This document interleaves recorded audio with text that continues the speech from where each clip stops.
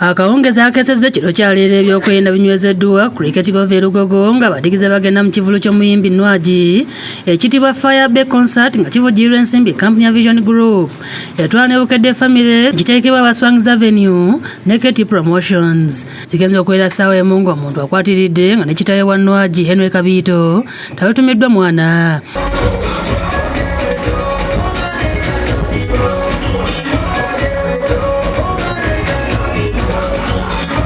Abadigize basanyusiddwa abayimbi ab'enjawulo okuli Shiba Kalungi, Nina Rose, Carol Nantongo n'abalala nga babakyamudde.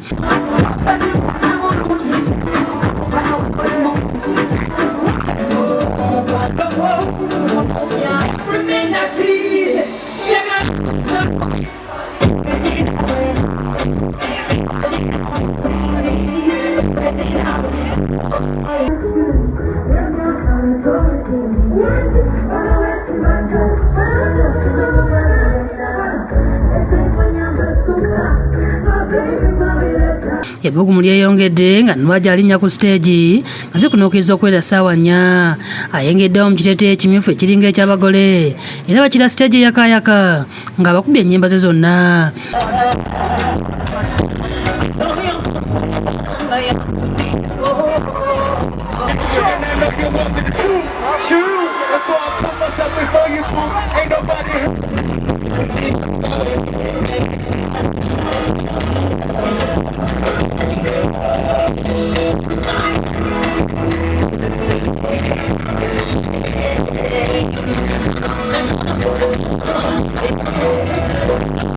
Abadigize bavuddeyo batenda Nwagi era mpaawo atomye Nsamba Crash ne David Tamale bakusakidde eggulu eno ku lwa Bukedde TV.